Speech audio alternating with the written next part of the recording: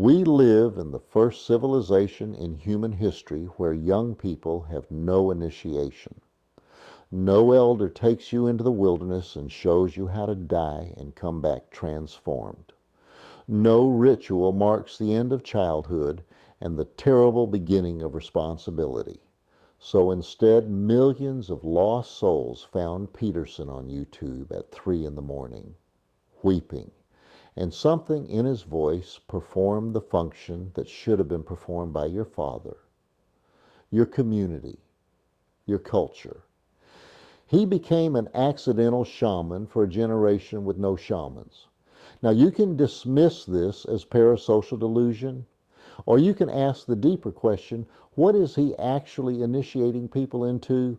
What psychological structure is being built in the minds of his listeners? Because whether you love him or hate him, something is happening. And that something follows rules as old as human consciousness itself. So let's talk about what that something is. Because you're drowning in Peterson content and commentary, aren't you? You've watched the debates, the lectures, the podcast appearances. You've heard the rules, the biblical references, the political controversies, and you're left with this strange feeling, like you've been given pieces of a puzzle, but never shown the picture on the box. Some people walk away converted, others repelled, but almost nobody walks away, understanding what they've actually encountered. And here's why that matters. There's a hidden pain in this fragmentation. You sense that Peterson is touching something important, something that reaches into the deepest questions of meaning and responsibility and suffering.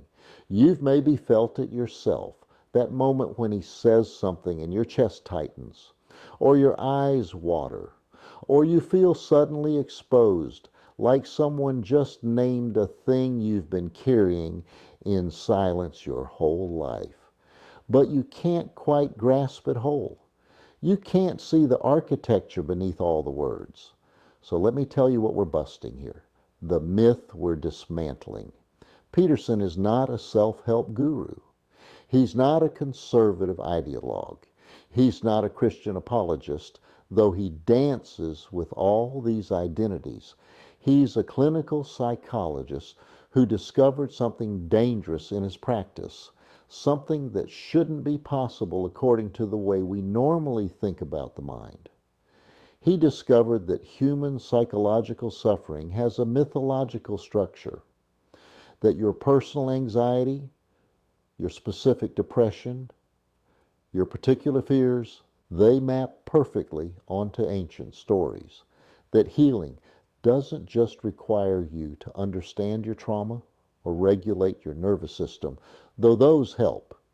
It requires you to see yourself as a character in a cosmic drama, not a victim of random neurochemistry. And this is what makes him different from every other psychologist you've ever encountered. Most therapists are trying to help you feel better, to cope, to manage. Peterson is trying to give you an operating system for consciousness itself. He's answering one question that almost nobody else is asking. How do you act when you don't know what to do? How do you function when everything is uncertain? When the future is opaque? When there's no clear right answer and every choice carries the weight of consequence? Everything else, the lobsters, the archetypes, the room cleaning, the truth-telling, the dragon slaying, it's all different angles on that one central question. And by the end of our time together today, you're going to understand why he uses mythology instead of just data. Why he gets emotional about responsibility. Why his advice sounds simultaneously ancient and neurologically precise. Why people either transform or revolt when they hear him. And most importantly, whether this framework is actually useful for your life or whether it's a beautiful prison that looks like liberation but locks you into a different kind of suffering. So let me take you somewhere unexpected. Before we can understand Peterson's psychology, we need to understand what he saw that changed everything for him. And it starts in the strangest place, with a lobster. Now, I want you to imagine you're a lobster. I know, this sounds absurd, but stay with me. You're on the ocean floor, and your entire world is organized by one simple question. Can I take this other lobster, or will this other lobster take me? You're not thinking this consciously, of course. You're a lobster. You don't think in sentences, but your nervous system is entirely organized around this question of relative dominance. You encounter another lobster, and in that moment, there's an assessment happening. Size, posture, the memory of past encounters, and based on this assessment, something remarkable occurs. If you determine that you're the larger, stronger lobster, your body floods with serotonin. Your posture expands. You occupy more space. You move through the world with confidence. You're more likely to fight, more likely to win, more likely to access food and mates and territory. But if you lose the fight, if you discover that this other lobster is larger and more powerful, your entire neurochemistry reorganizes in real time. Your serotonin drops. Your posture collapses. You make yourself small. You retreat. And here's what's crucial. This isn't just behavior. This is a transformation of your phenomenological experience. The world literally looks different to you now. You perceive more threats. You're more anxious. You're more likely to flee from future encounters, even ones you might have won, because your nervous system has recalibrated your sense of where you stand in the hierarchy. Now, why am I telling you about lobsters? Because this system, this serotonergic hierarchy detection system, is 350 million years old. It predates trees. It predates flowers. It predates almost everything we recognize as complex life. And it's the same system operating in your brain right now. When you walk into a room and you feel small, when you can't look someone in the eye, when you wake up depressed and you can't quite say why, there's a possibility, a real neurological possibility, that your serotonergic system has decided you've lost the fight. Not a literal physical fight necessarily, but the fight for status, for respect, for your place in the hierarchy.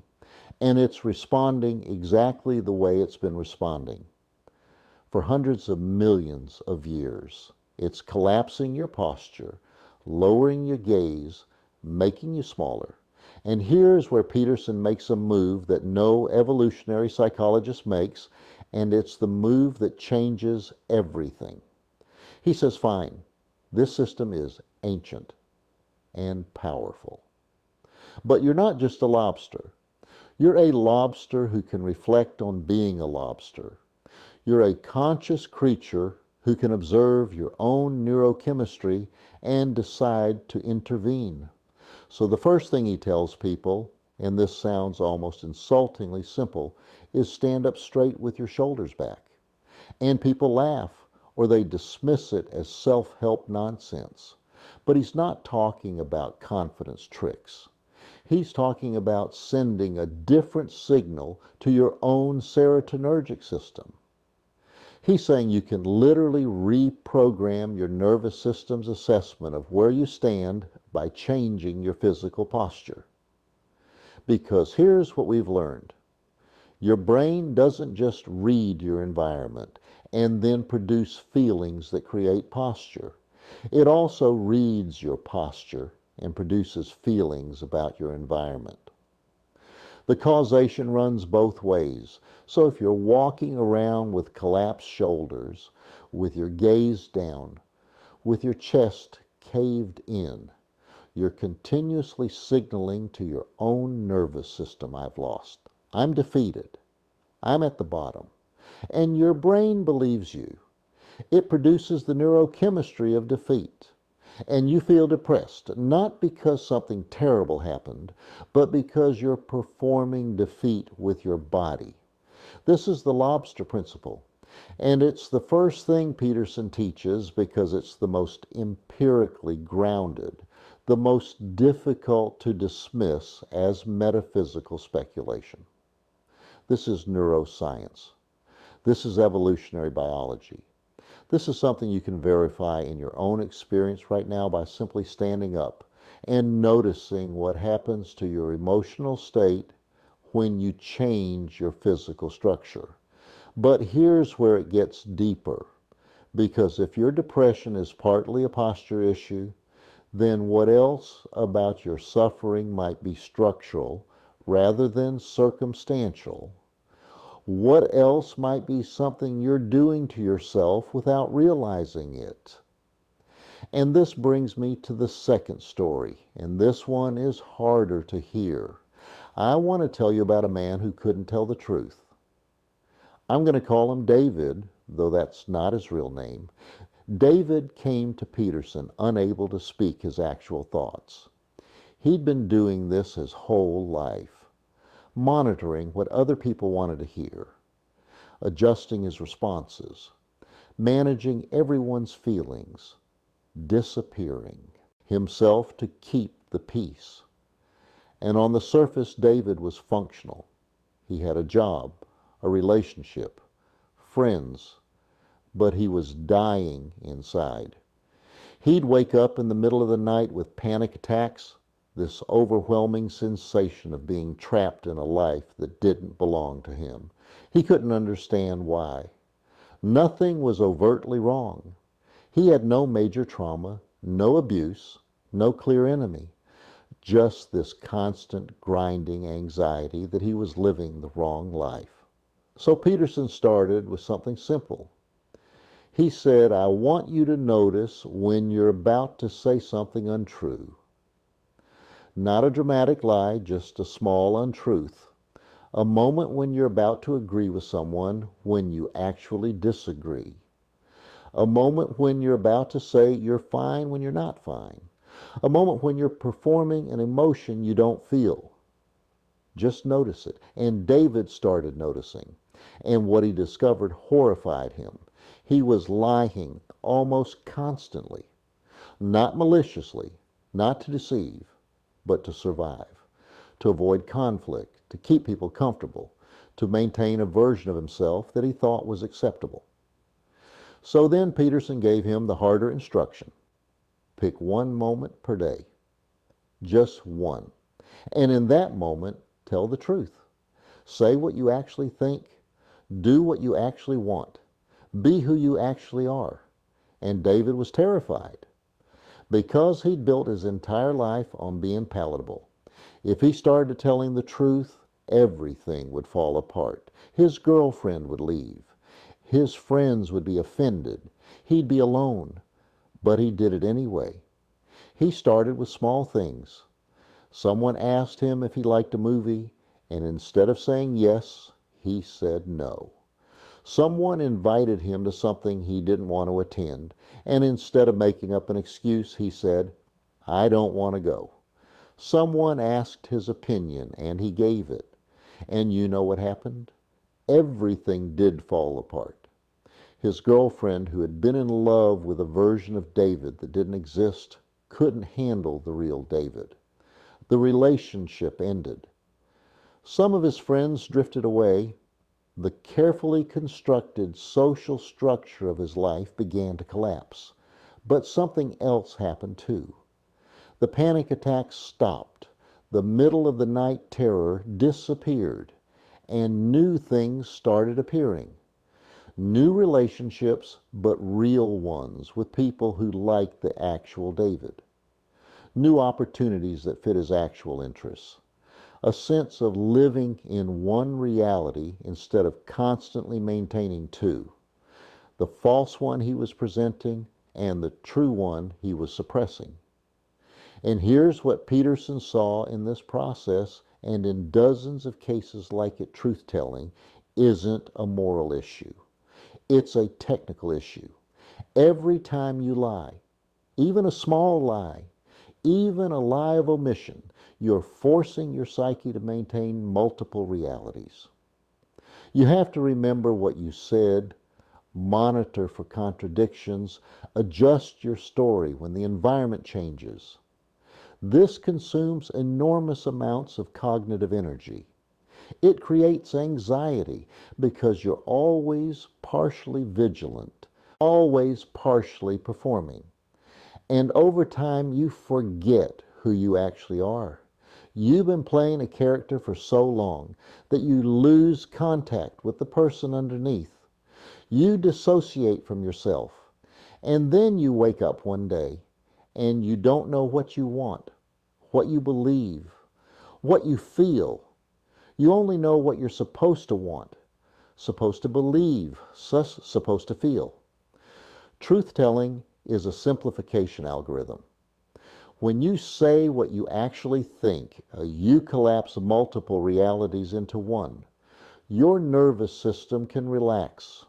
You don't have to monitor anything because there's nothing to hide. You can plan coherently because you're planning from your actual desires, not your performed desires. And reality can respond to the actual you, not to your mask. And here's the mysterious thing that David discovered and that Peterson has observed clinically again and again. When you start telling the truth, reality cooperates, not always in the way you expect, not always pleasantly, but there's a strange alignment that occurs. The right people show up. The wrong people leave. Opportunities that fit your actual nature become visible. Peterson has a way of talking about this that sounds almost mystical. He says that when you speak truth, you're participating in the logos, in the fundamental ordering principle of reality itself. And you can dismiss this as religious language, or you can pay attention to the phenomenology of what actually happens in people's lives when they stop lying. Because here's the paradox, Peterson also insists that you can't always tell the truth. You don't know what the truth is. You're a limited creature with partial information and clouded perception. So how can you speak truth when you don't know what truth is? And this is where his formulation becomes precise. He doesn't say, tell the truth. He says, tell the truth. Or at least don't lie. Meaning, you might not know what's true yet, but you know what's false. You know when you're performing. You know when you're deceiving. So start there. Start by stopping the lies you're aware of. And as you do that, as you simplify your reality, what's actually true will start to become visible. This is the truth-speaking mechanism. And it's not about being brutally honest or weaponizing truth or saying every thought that crosses your mind. It's about integrity. The word integrity means wholeness, a oneness. You're trying to become one thing instead of many fragmented things. You're trying to inhabit yourself. Now this leads us somewhere most people don't expect. Because if Peterson is right that truth speaking has this kind of power, this organizing effect on reality, then we have to ask, what kind of universe are we living in? What kind of reality responds to truth? And this is where Peterson goes deep into territory that makes scientists uncomfortable. He starts talking about mythology.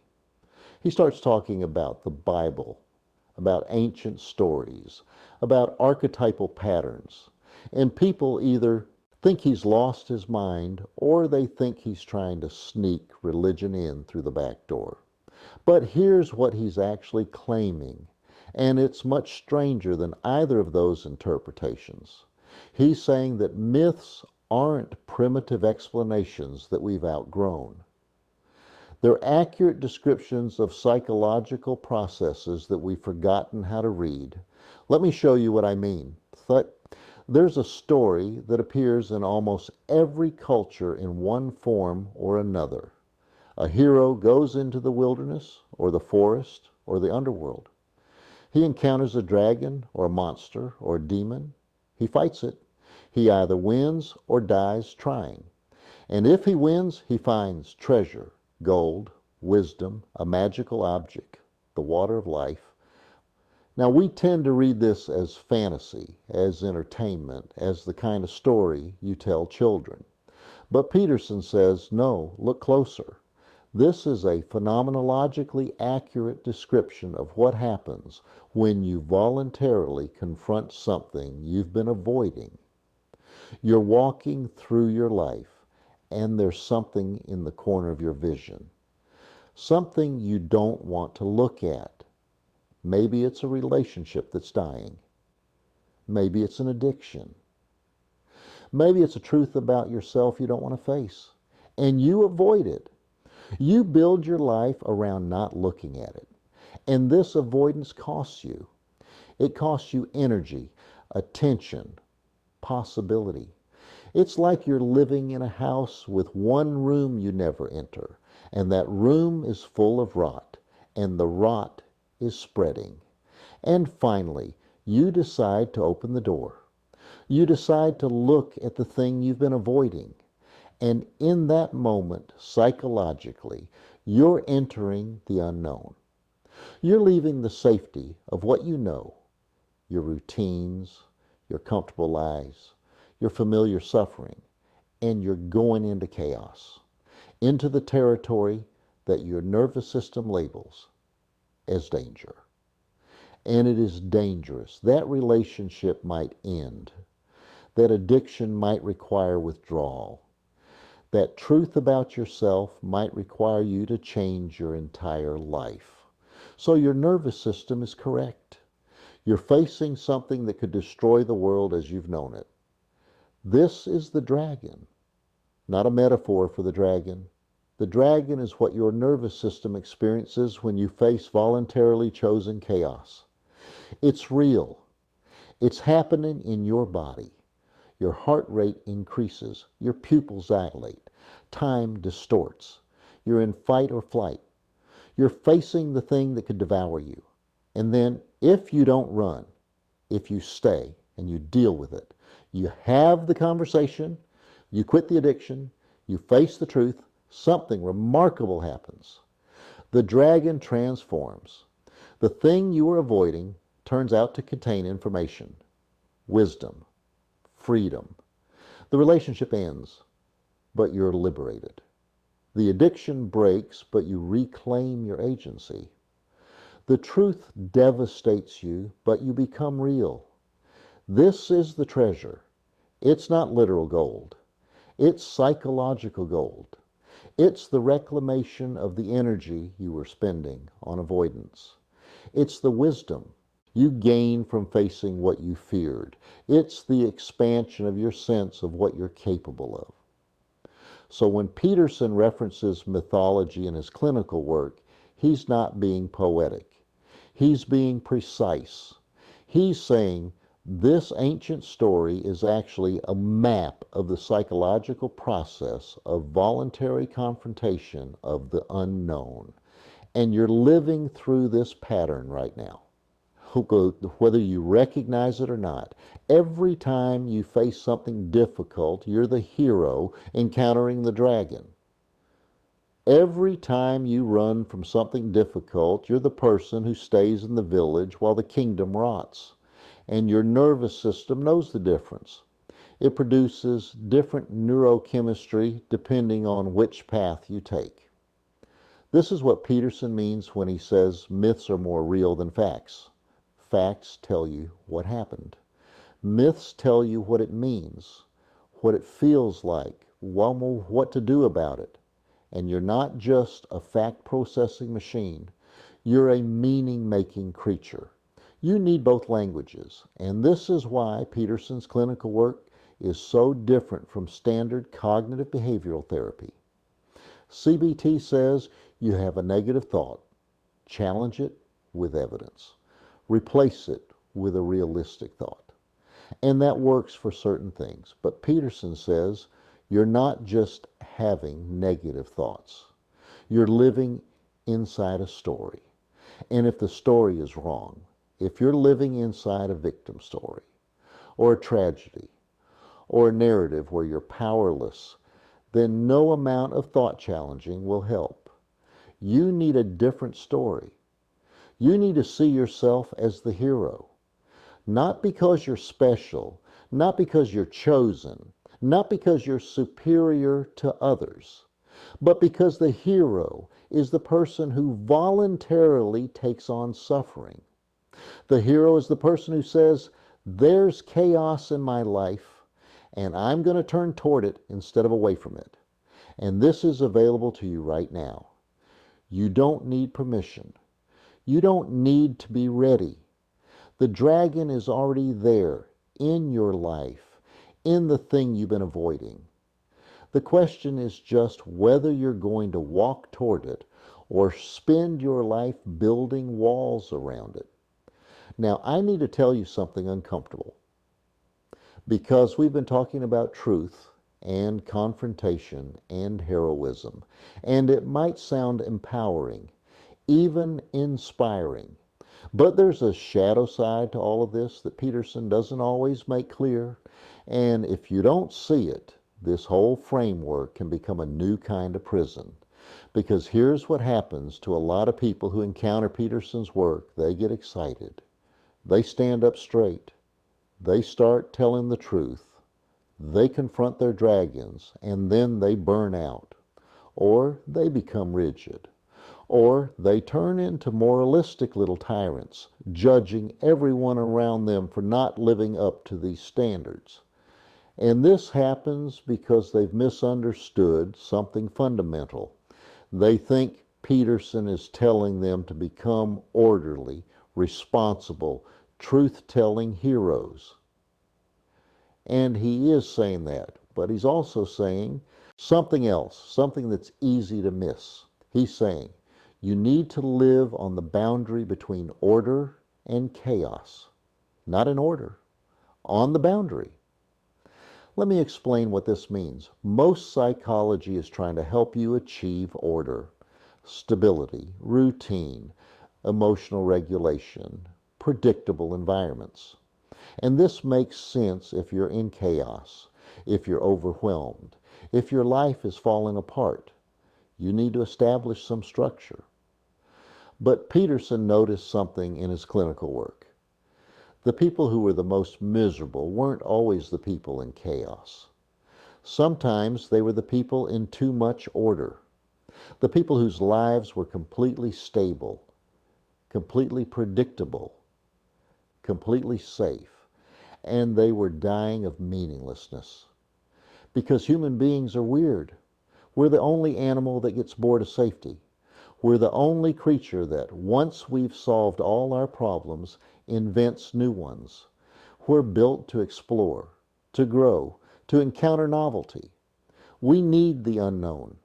So Peterson's map isn't good versus evil. It's order versus chaos. Order is the known, your routine, your identity, your beliefs, your comfortable patterns. Chaos is the unknown, novelty, possibility, disruption, the things you haven't encountered yet. And most of us spend our lives trying to maximize order and minimize chaos. We want stability.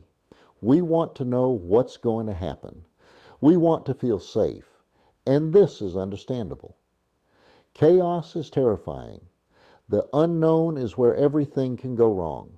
But here's the cruel paradox. If you succeed in eliminating chaos from your life, if you make everything predictable and safe, you'll be miserable. You'll be stable, but you'll be dead inside. You'll have no meaning, no growth, no aliveness. Meaning, it turns out, lives on the boundary, right at the edge where order meets chaos, where you have enough structure to not fall apart, but enough novelty to stay engaged, where you're slightly terrified, but still functional. This is why Peterson's advice often sounds contradictory. He says, clean your room, establish order. But he also says, pursue what is meaningful, not what is expedient, which often means disrupting your order, taking risks, going into the unknown. He says, be disciplined, order. But he also says be dangerous, chaos. Both are true. You're trying to build a structure strong enough to venture into the unknown. You're trying to establish enough order that you can afford to confront chaos. You're standing with one foot in what you know and one foot in what you don't, and you're trying to keep your balance. And this is incredibly difficult. It's much easier to collapse into one side or the other, to become rigidly orderly, following rules, avoiding risk, trying to control everything, or to dissolve into chaos. No structure, no discipline, just following impulses and drowning in overwhelm.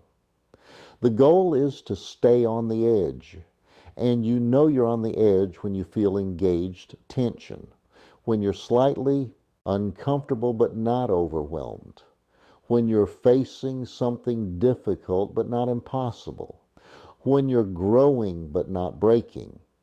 Your anxiety is actually information about where you're standing. If you feel nothing, you're too far into order. Your life is too predictable. You need more chaos, more challenge, more unknown. If you're overwhelmed, you're too far into chaos. You need more structure, more routine, more predictability. Most people think anxiety is always a problem to be solved. Peterson says no. Anxiety is a compass. It tells you where the edge is, and the edge is where you're supposed to be. Now, this raises an impossible question, and it's the question that breaks most people who try to apply Peterson's framework. If you're supposed to confront chaos, which chaos? How do you distinguish between the dragon you should fight and the demon that will destroy you? Because not all suffering is meaningful. Not all challenges are worth taking on. You could ruin your life confronting the wrong thing. You could sacrifice yourself on the altar of someone else's expectations. You could burn yourself out trying to be a hero in situations that don't require heroism. So how do you know? How do you know which responsibility is yours? Which truth to tell? Which dragon to face? And Peterson's answer is so strange, it's so ancient that it shouldn't work. But it does. He says, pay attention. That's it. Pay attention to what happens in your body, in your emotions, in your life, when you move in different directions. When you think about taking on a responsibility, does it feel like a burden that's crushing you, or a weight that's grounding you? When you think about telling a truth, does it feel like you're weaponizing honesty or liberating something real? When you think about confronting something difficult, does your fear feel like wisdom warning you away, or resistance protecting you from growth? You can't think your way to these answers. You have to feel your way. You have to live experimentally. You try moving in a direction and you pay attention to the consequences, not just external consequences, whether people approve, whether you succeed, but internal consequences. Do you feel more integrated or more fragmented, more alive or more dead?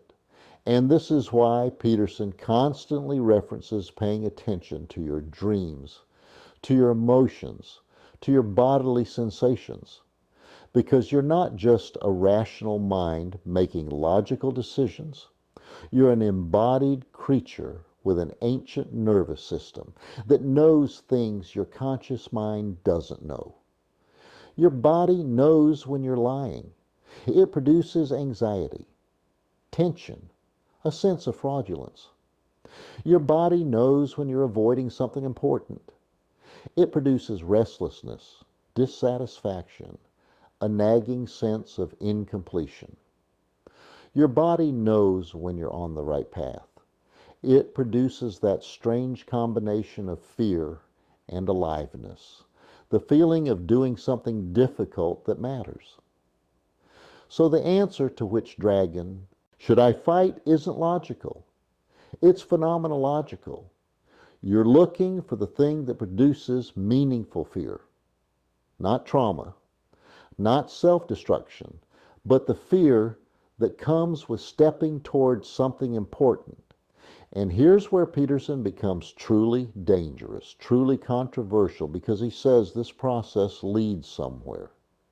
He says that if you pay attention, if you tell the truth, if you confront the chaos you're capable of confronting, you start to align with something larger than yourself. He calls it different things in different contexts. Sometimes he calls it the logos, the fundamental order of being. Sometimes he calls it God, though not the God of simple belief. Sometimes he calls it the process that generates meaning. But whatever he calls it, he's pointing at the same thing. There's an ordering principle in reality. And you can align with it or fight against it. And your suffering is proportional to how misaligned you are. This sounds mystical. It sounds religious. It sounds like the kind of thing that should be rejected by anyone with a scientific worldview. But let me tell you what it looks like in practice, what Peterson actually observed clinically. He had patients who would come in and say, "My life is falling apart. Nothing makes sense. I don't know what to do." And he would say, "Tell me what you know is true, not what you wish was true, not what should be true, but what you actually know in your bones is true." And the patient would say something like, "I know my relationship is over. I've known it for years. I've been pretending it's fine, but it's over."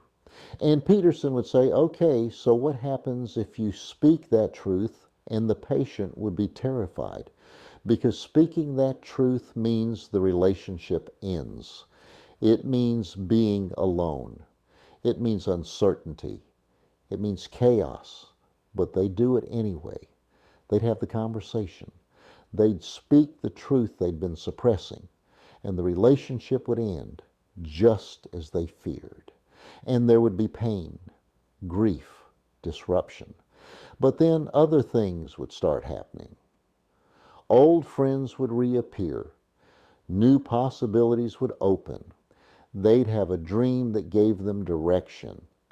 They'd meet someone who introduced them to an opportunity. Their depression would lift, not because their circumstances improved, but because they were finally living in alignment with what they knew. And Peterson would say, "This isn't magic. This isn't the universe rewarding you for being good. This is what happens when you stop spending all your energy maintaining a lie. When you're lying, you're split. Part of you is maintaining the false reality. Part of you knows the truth. You can't plan coherently because you're planning from two different foundations. You can't perceive clearly because you're invested in not seeing certain things. But when you speak truth, you become unified. You're one thing instead of multiple contradictory things. And when you're unified, you can perceive more clearly, act more effectively, and reality can respond to who you actually are rather than who you're pretending to be." This is what he means by aligning with the logos. You're aligning your actions with what you actually know. You're aligning your words with your perception. You're aligning your external life with your internal reality. And this alignment has consequences, not always pleasant ones, but real ones. Now, I need to talk about responsibility because this is where Peterson loses people. This is where people either become devoted followers or reject the whole framework. Because his insistence on responsibility sounds, to modern ears, like victim blaming, like pulling yourself up by your bootstraps, like denying the reality of systemic oppression and trauma and circumstances beyond your control. But that's not what he's saying. At least, that's not what he's saying when he's being precise. So let me try to clarify this because it's crucial. Peterson's claim is not that you're responsible for what happened to you, it's that you're responsible for what you do about it. And he's not saying this to be harsh. He's saying it because he observed something clinically that changed his understanding of trauma and recovery. He had patients who had been through terrible things: abuse, neglect, abandonment, trauma. And the question was always, how do you heal from this? And the standard answer was, you need to process the trauma, understand how it shaped you, develop compassion for yourself, and gradually build new patterns. And all of that helps. Peterson doesn't reject any of it. But he noticed something else. He noticed that the patients who recovered most fully were the ones who, at some point, stopped asking, why did this happen to me? And started asking, what am I going to do about this? Not because the first question isn't valid, not because their suffering wasn't real or wasn't unjust, but because the first question leads to a dead end. You can spend your whole life trying to understand why you were hurt, trying to get the people who hurt you to acknowledge what they did, trying to make sense of senseless suffering. And none of it changes your present situation. The second question is generative. It acknowledges the reality of what happened, but it looks forward instead of backward. It says, okay, this is my life now. This is what I'm working with. These are my limitations, my wounds, my challenges. What can I do with this? And something strange happens when people make this shift. They stop being victims. Not because their victimization wasn't real, it was, but because they reclaim agency.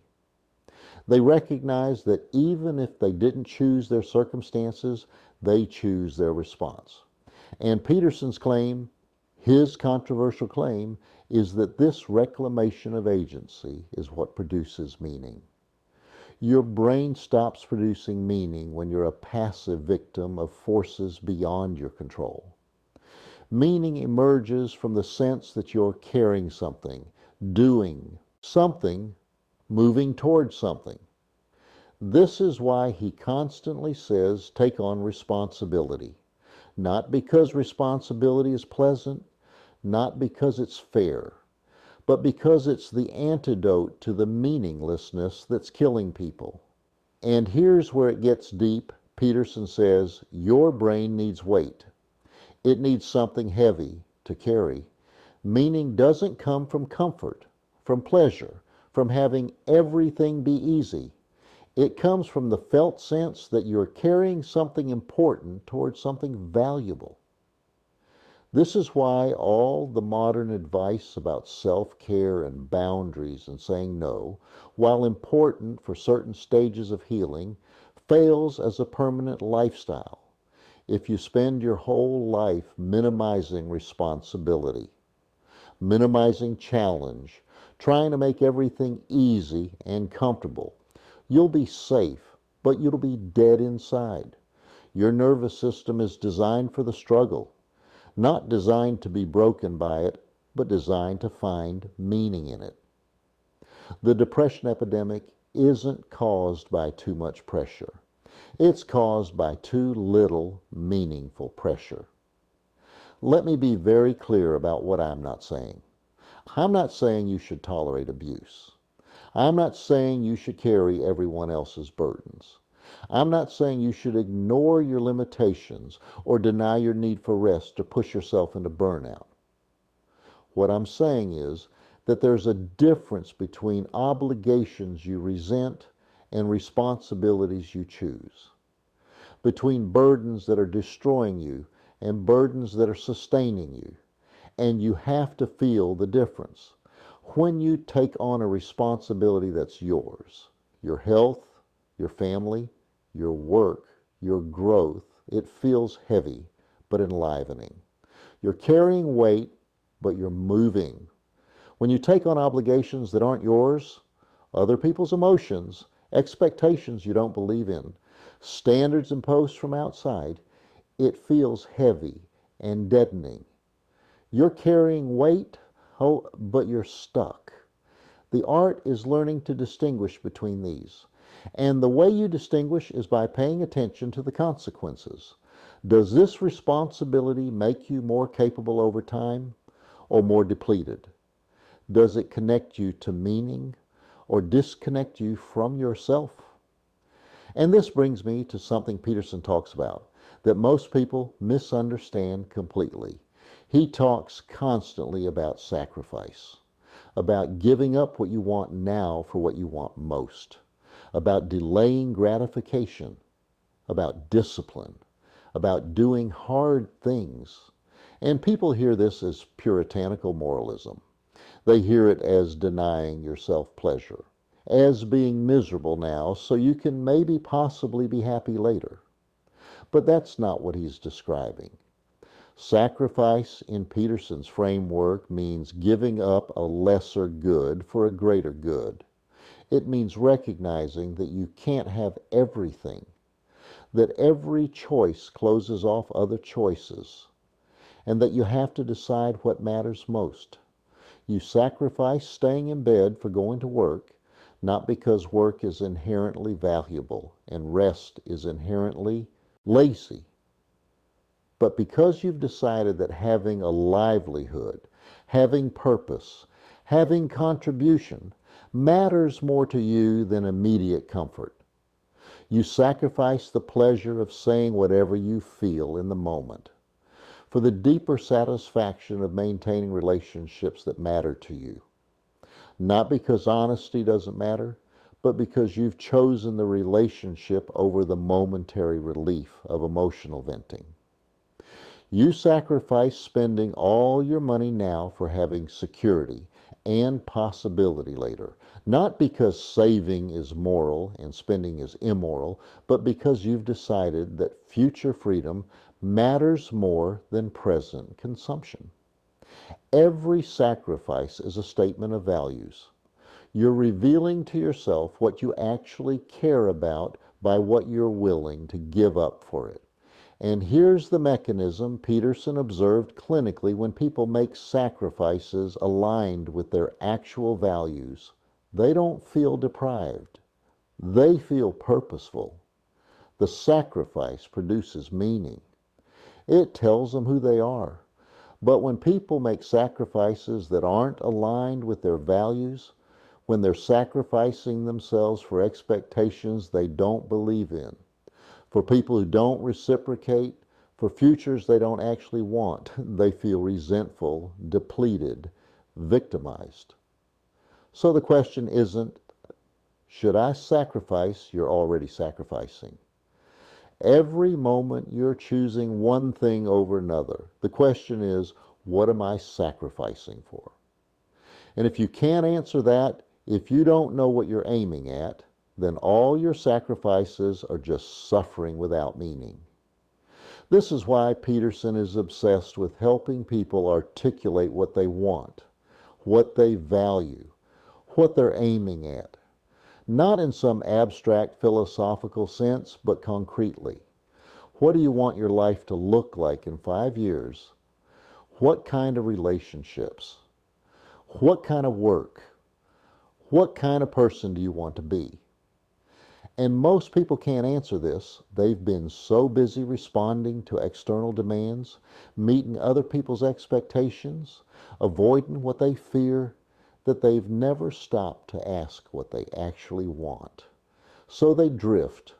They make sacrifices that don't mean anything because they're not sacrificing towards something. They're just losing things. And then they wonder why they feel so empty. Now I need to talk about something that Peterson circles around but rarely states directly. And it's the most dangerous part of his psychology. It's about your shadow. It's about the parts of yourself you've disowned, denied, repressed. And if you don't integrate these parts, this whole framework of truth-telling and responsibility and meaning becomes a new kind of tyranny. Peterson follows Jung in saying, you must integrate your shadow. The shadow is everything you've decided you're not, everything you've rejected about yourself. Your selfishness, your cruelty, your weakness, your rage, your lust, your cowardice. All the parts of human nature that you've looked at and said, not me. I'm not that. And the problem is, denying these parts doesn't make them go away. They go underground. They operate outside your awareness. And they sabotage you in ways you don't understand. The person who insists I could never hurt anyone is more dangerous than the person who says I could, but I choose not to. Because the first person doesn't know their own capacity for harm. So when they do harm, and everyone does harm, it's unavoidable in human relationships. They can't take responsibility for it. They can't see it. It doesn't fit their self-image. So they rationalize. They blame. They project. They say, I didn't mean to, or you made me, or that's not who I am. And they never learn. They never integrate the lesson. They keep hurting people while maintaining their self-image as someone who would never hurt anyone, but the person who knows they're capable of cruelty, who's looked at that capacity and owned it, can choose not to act on it, can recognize when they're being cruel, can apologize, make amends, learn. This is why Peterson says, be dangerous, then learn to control it. Not be harmless. Harmless people aren't virtuous, they're just incapable. Virtue requires the capacity for vice that you voluntarily restrain. And this is terrifying because it means looking at the worst parts of yourself. It means admitting that you contain the same forces that create all the suffering in the world. The capacity for betrayal, for neglect, for abuse, for violence, it's all there in you. Not acted on, maybe, not dominant, hopefully, but there. And most people can't bear this. They split the world into good people and bad people, and they put themselves firmly on the good side. And this makes them naive, weak, and unconsciously dangerous. But if you can bear it, if you can look at your shadow and say, yes, that's in me too, something remarkable happens. You stop being a victim. Not because your suffering wasn't real, but because you realize you contain the same forces that hurt you. The abuser lives inside you.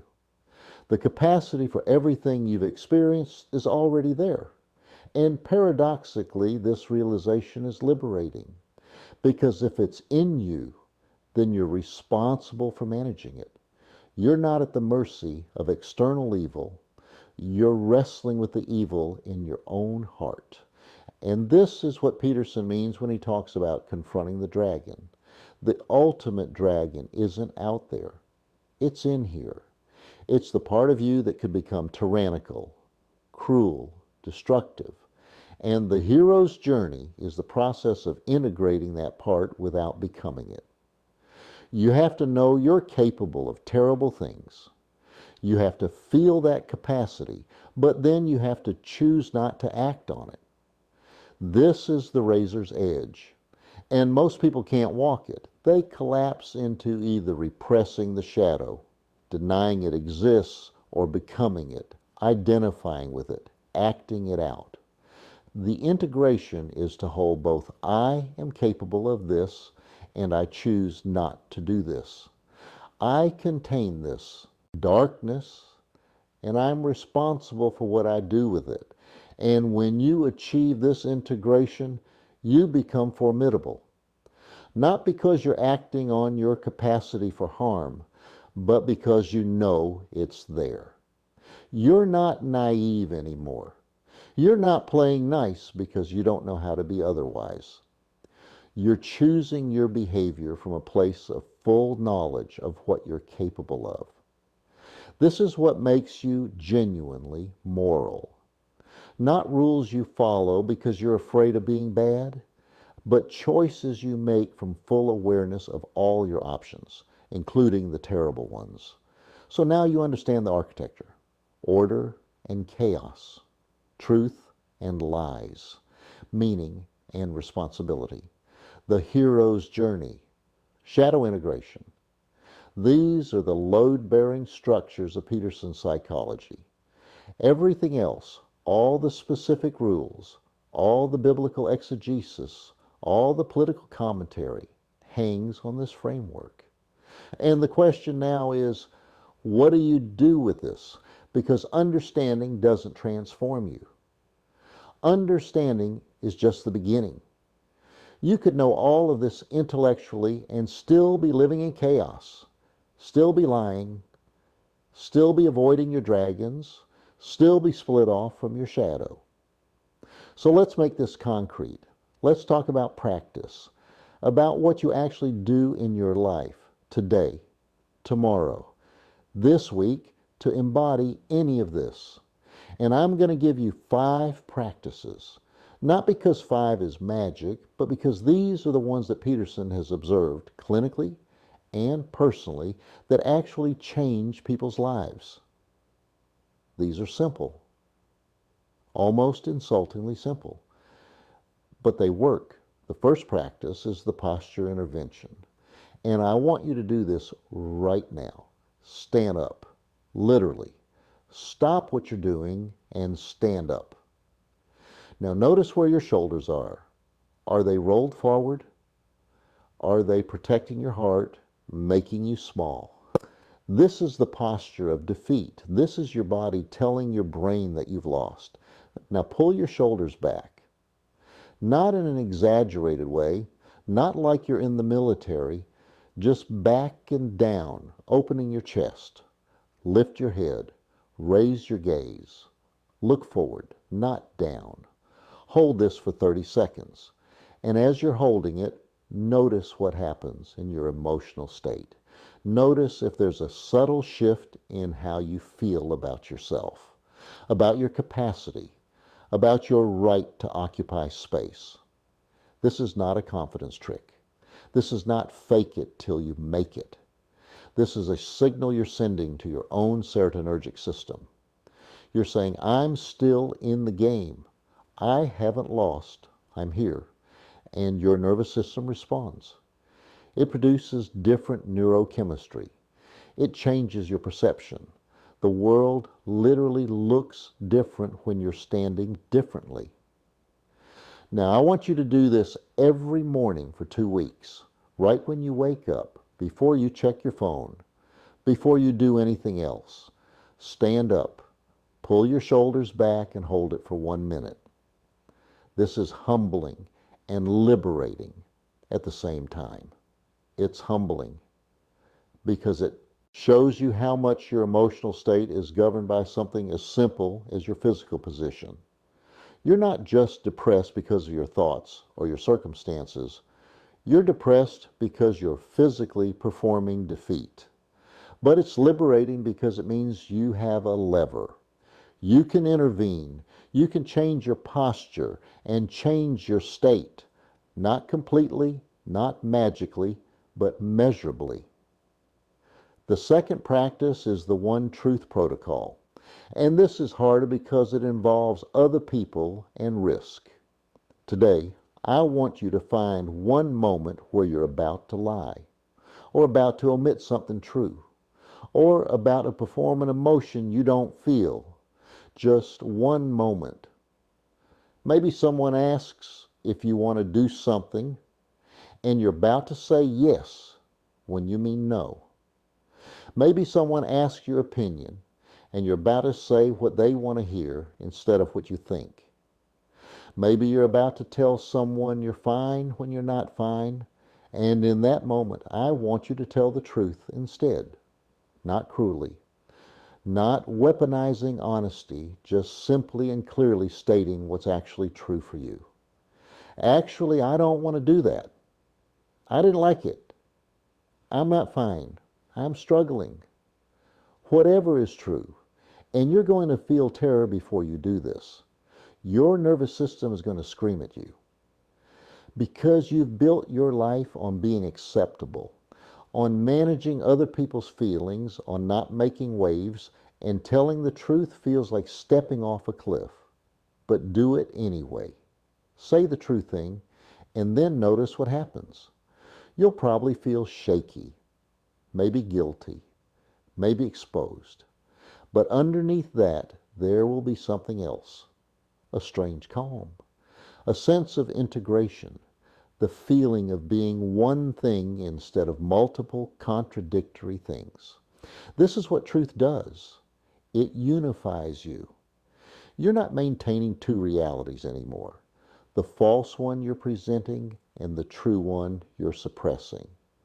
You're just here, being actual. And over time, as you do this more, you'll notice something remarkable. Your relationships will change. Some will end. And this will be painful.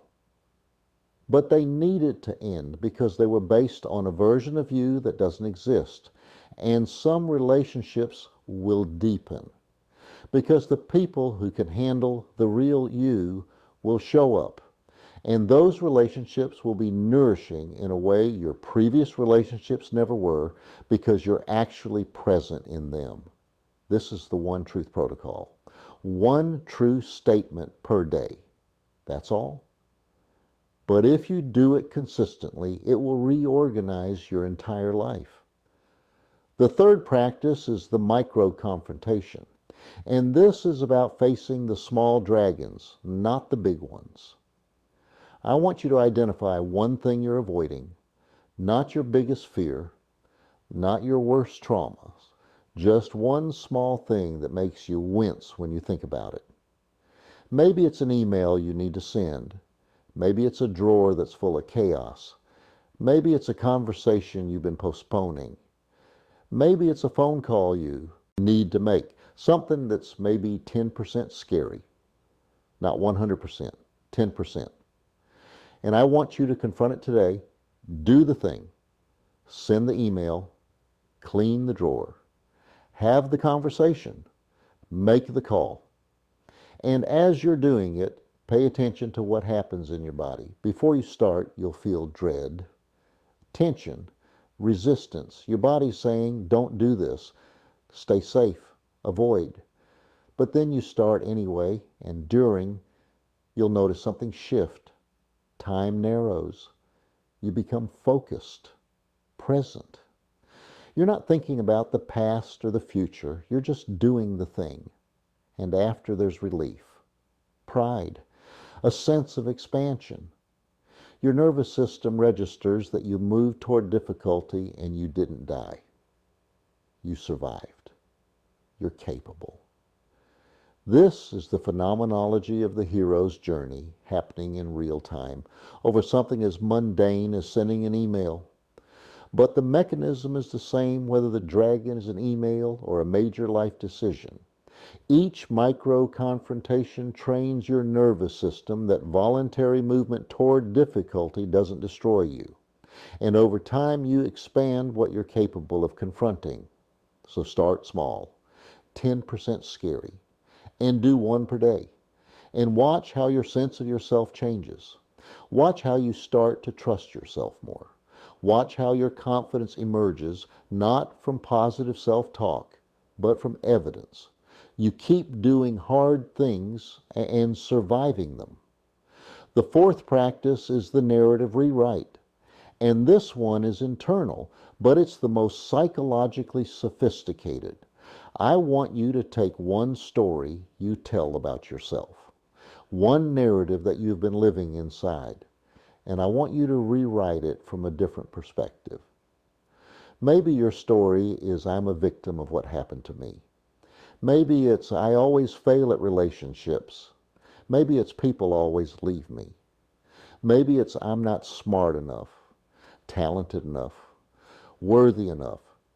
Whatever your story is, you know what it is. It's the story you tell yourself about who you are and what's possible for you. And I want you to ask, what if I'm not the victim in this story? What if I'm the hero? Not because what happened to me wasn't bad. Not because I deserved it, but because I survived it. Because I'm still here. Because I'm the one who gets to decide what it means. What did I learn from this? What strength did I develop? What am I capable of now that I wasn't capable of before? What wisdom did this suffering give me? Rewrite the story. Not to deny what happened, not to pretend it was good, but to change your relationship to it. To recognize that you're not just a passive recipient of events. You're the active interpreter of their meaning. And this is crucial. The past doesn't change. The events remain the same, but their significance changes depending on the story you tell about them. And the story you tell determines what you see as possible in the future. If your story is, I was hurt and now I'm broken, then your future is limited. You're damaged goods. You're always in recovery. You're never whole. But if your story is, I was hurt and I survived and I learned and I'm still growing, then your future is open. You're not defined by what happened to you. You're defined by what you did with it. This is not positive thinking. This is not denying reality. This is recognizing that you have authorial power over the meaning of your own life. And that power is the difference between staying stuck and moving forward. The fifth practice is the responsibility inventory. And this is about finding the weight that's yours to carry. I want you to write down 3 responsibilities you've been avoiding. Not obligations other people have put on you. Responsibilities you know in your bones are yours. Maybe it's your health. Maybe it's a relationship that needs attention. Maybe it's a creative project you've been postponing. Maybe it's your financial situation. Maybe it's your spiritual life. Just name them. 3 things. And for each one, ask yourself, what is one small action I could take this week toward carrying this better? Not a massive overhaul, not a complete transformation, just one small action. Make 1 doctor's appointment. Have 1 honest conversation. Write for 15 minutes. Look at your bank statement.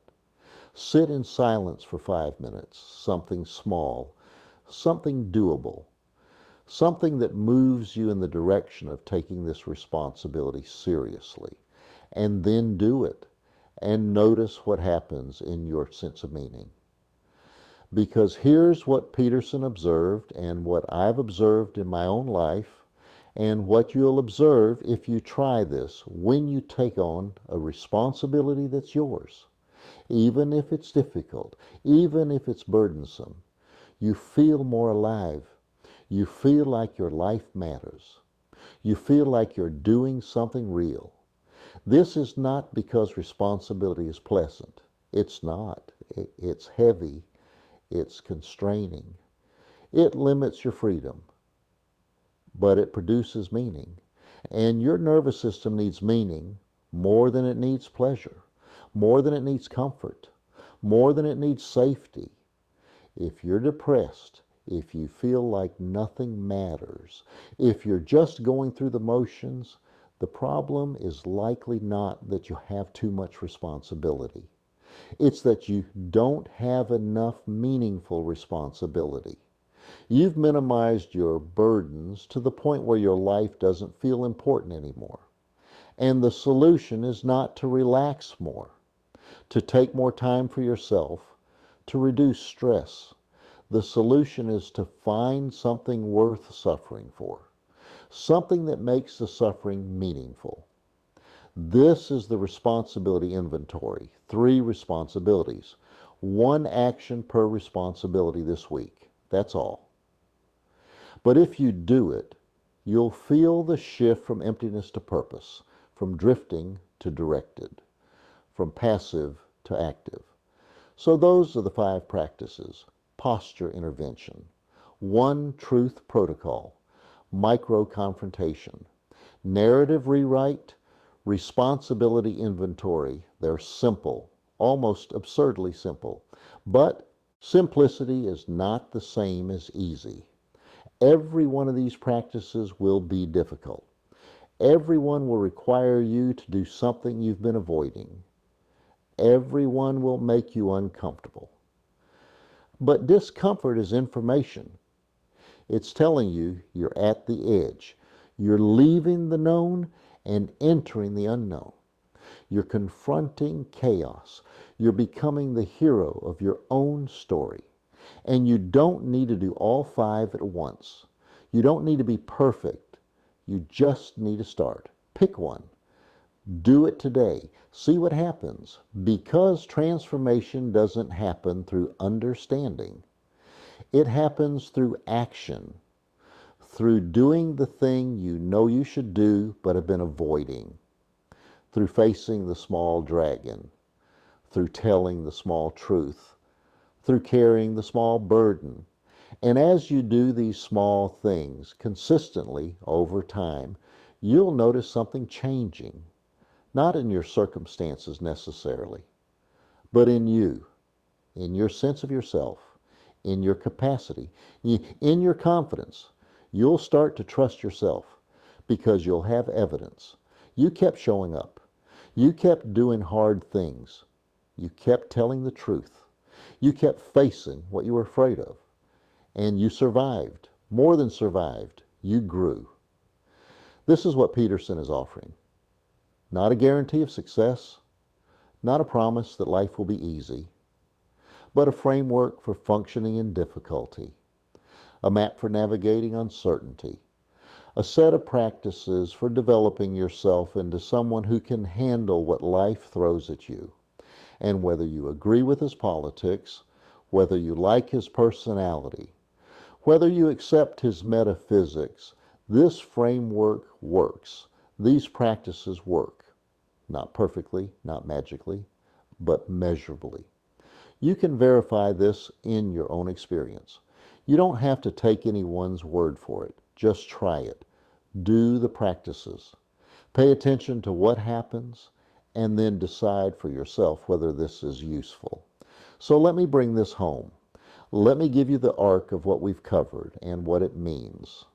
We started with the recognition that Peterson became an accidental shaman for a generation without shamans.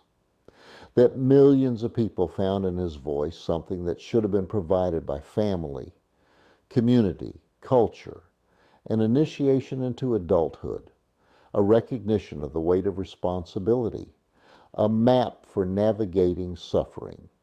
And we asked, what is he actually initiating people into? What psychological structure is being built? And the answer, as we've explored, is this: Peterson is teaching you to function as a conscious being in an uncertain world. He's giving you an operating system for consciousness itself. The core insight is that you live on the boundary between order and chaos, between the known and the unknown, between safety and possibility. And meaning emerges not from eliminating chaos, but from voluntarily confronting it. This confrontation requires truth-telling, because lies fracture you, and chaos overwhelms fractured beings. It requires responsibility, because meaning emerges from carrying weight towards something important. It requires shadow integration, because you can't confront external chaos if you're denying internal chaos. And the practices, posture, truth, confrontation, narrative, responsibility, are the concrete ways you embody this framework, the ways you transform understanding into lived reality. Now, you came here with questions about Peterson's psychology, and maybe you got more than you bargained for. Maybe you expected a simple explanation and instead got a map of consciousness, a guide to suffering, a framework for living. But here's what I want you to understand, and this is not just about understanding Peterson. This is about understanding yourself, about recognizing the patterns you're living inside, about seeing the dragons you're avoiding, about noticing the lies you're telling, about identifying the responsibilities you're running from. Peterson is just pointing at something that was already true about you. You are already the creature that lives between order and chaos. You are already the being that has to decide how to act when you don't know what to do. You are already carrying the burden of consciousness, of mortality, of freedom. The question is whether you're going to do it consciously or unconsciously, deliberately or accidentally, with courage or with resentment. And here's the liberating and terrifying truth: you're not broken. You're not damaged beyond repair. You're not uniquely cursed or cosmically abandoned. You're a human being, which means you're a problem that has to solve itself. You're the only creature that can see its own suffering and decide what to do about it. You're the only animal that can reflect on its own life and change course. You're the only being that can choose meaning over pleasure, responsibility over comfort, truth over safety. This is your burden and your gift, and you have more tools than you think. Most of them you just forgot were there, buried under the weight of stories that no longer serve you. So here's what I'm offering permission to let go of the victim story. Not because your suffering wasn't real, but because the victim story is a dead end. It gives you no agency, no possibility, no future. It makes you passive, resentful, stuck. The hero story is harder. It requires you to take responsibility for your life, your choices, your trajectory. It requires you to face what you've been avoiding. It requires you to tell truths that will disrupt your comfortable lies. It requires you to carry burdens that you'd rather put down. But the hero story is alive. It's generative. It produces meaning, growth, possibility. It makes you active, capable, free. And you get to choose which story you're going to live inside. Nobody can choose it for you. Nobody can force you to be the hero. You have to decide. And if you decide, if you choose the harder path, the path of voluntary confrontation of chaos, then you have a framework. You have practices. You have a map. Stand up straight. Tell the truth. Face the dragon. Rewrite your narrative. Carry your responsibility. These aren't just nice ideas. They're technologies for transforming consciousness. They're practices that actually change your nervous system, your relationships, your life. And you don't have to believe me. You don't have to believe Peterson. You just have to try it. Do the practices. Pay attention to what happens. Trust your own experience. If something in what we've explored today landed for you, if something shifted in how you see yourself or this framework, I'd love to hear about it. What's one practice you're going to try? What's one idea that made you uncomfortable? What's one dragon you're ready to face? And if this kind of exploration is valuable to you, if you want more of this, where we take complex thinkers and break down not just what they say, but what they're actually doing, what psychological mechanisms they're describing, what practices they're offering, then I invite you to subscribe, because we're just getting started. There are so many more maps to explore, so many more frameworks to understand, so many more tools to discover. But more than that, I want you to know you don't have to agree with Peterson. You don't have to like him. You don't have to accept all of his conclusions. But you do have to live with yourself. You do have to navigate uncertainty. You do have to make choices in conditions of incomplete information. You do have to find meaning in a world that doesn't hand it to you. And maybe, just maybe, Understanding his psychology gives you one more tool for that impossible task, one more way of seeing yourself, one more practice for becoming who you're capable of becoming. So take what's useful, leave what isn't, but don't leave without trying something. Don't leave without facing one small dragon. Don't leave without telling one truth. Don't leave without taking on one responsibility, because that's all it takes to start.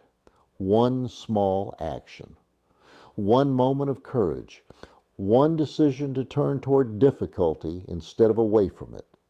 And that one small action changes something.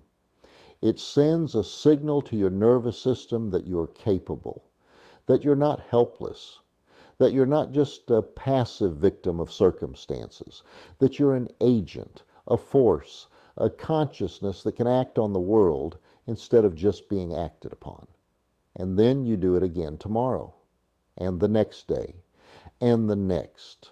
And slowly, incrementally, imperceptibly at first, you transform. Not because you became a different person, but because you became more fully yourself, more integrated, more whole, more real. This is what Peterson is offering. This is what every great teacher, every wisdom tradition, every transformative framework is offering.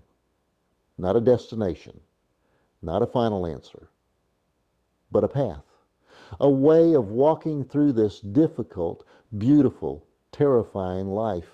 And you're on that path right now, whether you recognize it or not. Every choice you make is either toward integration or fragmentation, toward truth or lies, toward meaning or meaninglessness, toward courage or avoidance. Nobody can walk the path for you. Nobody can tell you exactly which dragon is yours to face. Nobody can take on your responsibilities for it. Nobody can speak your truths. But you're not alone in this. Millions of people are walking similar paths, facing similar dragons, carrying similar burdens. We're all struggling with the same fundamental questions. How do I live? What matters? What should I do? How do I bear the weight of consciousness? And while the specific answers are different for each of us, the structure is the same. We all need meaning. We all need responsibility. We all need to face our chaos. We all need to tell our truths. We all need to integrate our shadows. This is what it means to be human. This is the task we've all been given, whether we asked for it or not. And Peterson, for all his flaws, for all his controversies, for all the ways he's been misunderstood and misrepresented, is trying to help people with this task. He's trying to give them tools they didn't know they needed, language for experiences they couldn't articulate, permission to be strong instead of just safe, encouragement to grow instead of just cope. And whether his particular framework works for you, whether these specific practices resonate, whether this language connects, that's for you to discover. All I can do is point you toward it and say, look, try, see for yourself. So thank you for your attention. Thank you for staying with me through this exploration. Thank you for being willing to consider difficult ideas, to sit with uncomfortable truths, to look at yourself with honesty. Now go do something difficult that matters. Face one dragon. Tell one truth. Stand up straight. Carry one burden that makes your life feel important. Not because I'm telling you to, not because Peterson is telling you to, but because somewhere inside you, in a place deeper than your conscious thoughts, you already know what you need to do. You already know what you've been avoiding. You already know what truth you haven't spoken. You already know what responsibility you haven't taken on. So go do it. Not perfectly, not heroically, just honestly, just courageously, just one small step into the unknown. And then come back and tell me what happened. Tell me what you discovered. Tell me how it changed you. Because that's how we all learn. That's how we all grow. That's how we all become more than we are. One small action at a time. One truth at a time. One dragon at a time. One day at a time. That's all it takes. And that's everything. So go. Live. Face. Grow. Become. You're ready. You've always been ready. You just didn't know it yet. Now you do.